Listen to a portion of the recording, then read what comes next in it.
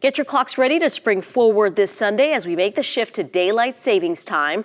While many Floridians look forward to a later sunset, a lot of folks struggle losing that hour of sleep. The research shows that time change has a very real impact on our bodies and minds, and more than just for a day or so.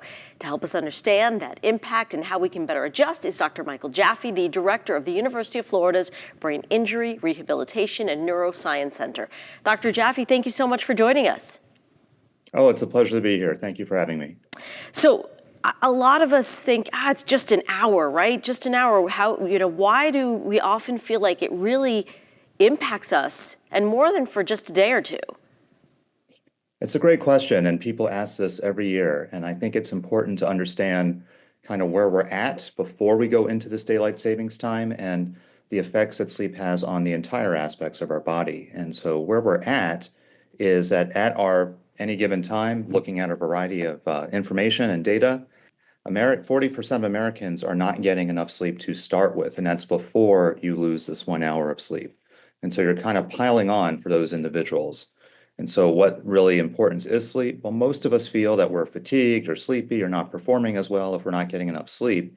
But the important thing to realize is that it really has impacts and effects on almost every system of your body. And that can have some interesting and important consequences for us to be aware of. And so one of the things that we talk about is that for people who are not getting enough sleep, they are at risk for more easily developing high blood pressure, heart disease, diabetes, obesity, asthma, depression. It affects your immune system, making you more prone to catch infections.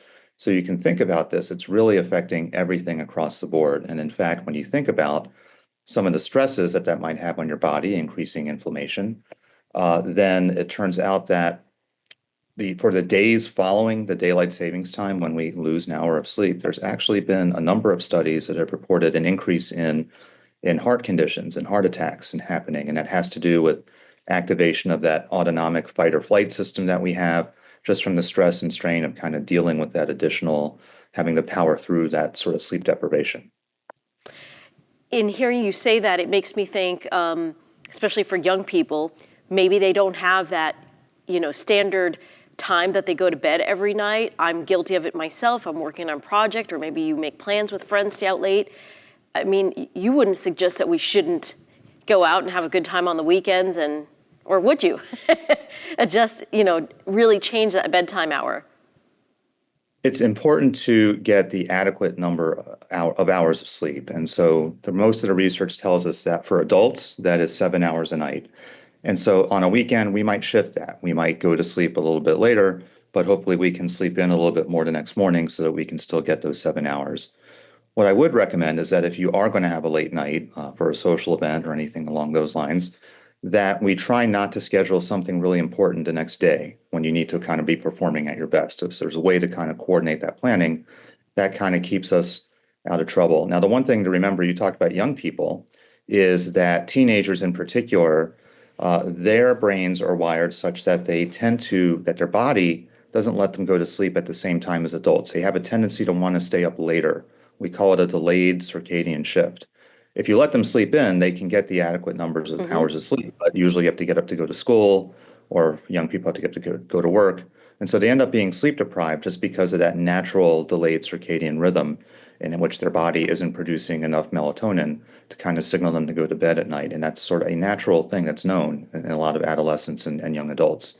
So that's another sort of demographic to think about. And thinking about young people in general, a lot of the discussion that comes around daylight savings time has to do with our students. And so we were talking that 7 hours is what an adult needs, but it turns out that younger individuals need more. And the younger you are, the more sleep you need to kind of get that normal physiological needs. So for school-age children between ages of 6 and 12, the research says that they actually need between 9 to 12 hours of sleep. And for our teenagers, they actually need 8 to 10 hours of sleep. And so we know that many of our teens aren't getting that to get optimal performance.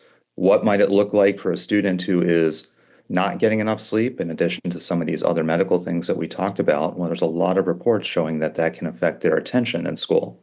And so they can sort of come across as being unable to focus and sort of look like they're being inattentive while they're in the school setting. So all of these sort of factors can play a role. We know that getting enough sleep can certainly affect our cognitive functions, our memory, our attention, and things along those lines. So knowing that we're all going to be dealing with this time change, is it just a simple matter of go to bed a little earlier?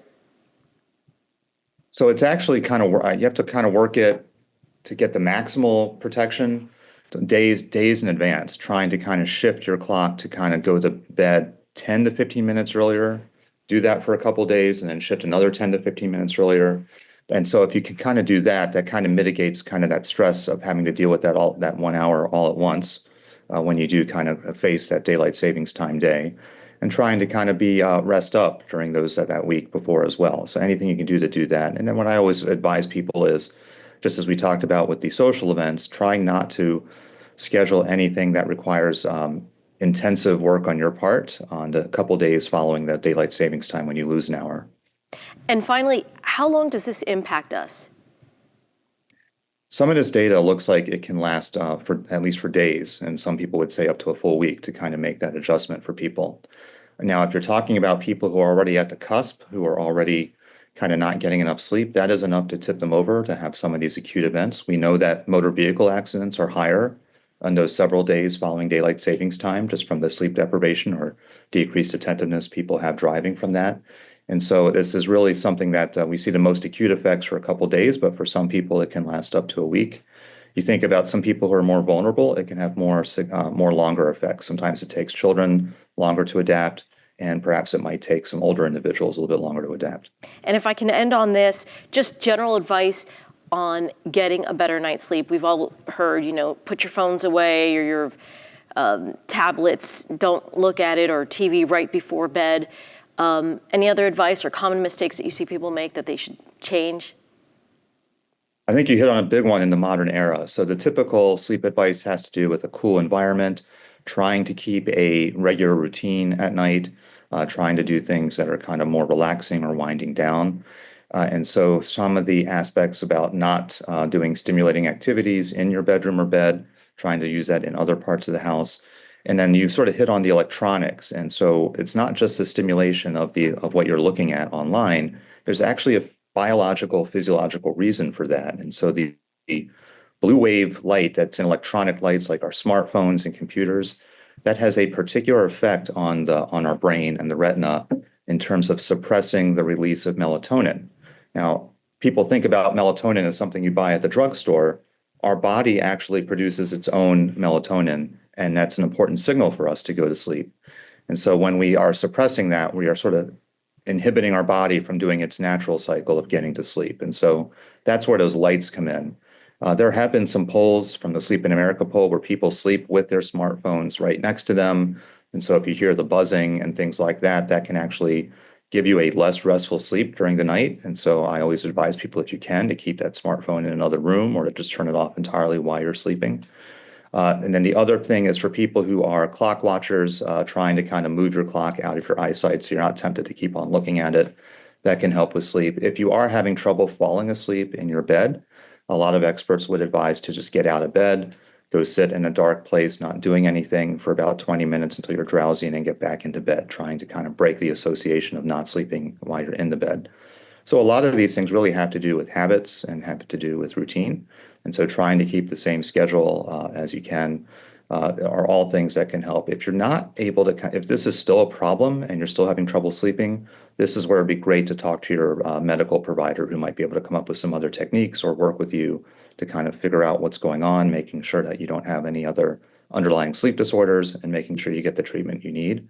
It's especially important as our research continues to evolve. And so now we know that, especially in older people, sleep is vitally important for preserving cognition as we age. In fact, there's an important function that happens to our brain that only happens when we're sleeping, in which we flush out sort of the buildup of abnormal proteins that have been associated with degenerative diseases like Alzheimer's. And so if we're not sleeping, those proteins build up and we're at risk for having cognitive decline at an earlier age. And so when we talk about the effects sleep has on children, on adults, on older individuals, this really is an important aspect for all aspects of our health, our brain health, as well as our entire health throughout our body. Dr. Jaffee, thank you so much. Dr. Jaffee with the University of Florida, thank you. Thanks for watching. We've got more great content for you, from news to the arts to the environment. So be sure to like and subscribe to WGCU's YouTube channel and follow us on our social media platforms for the stories that matter to you.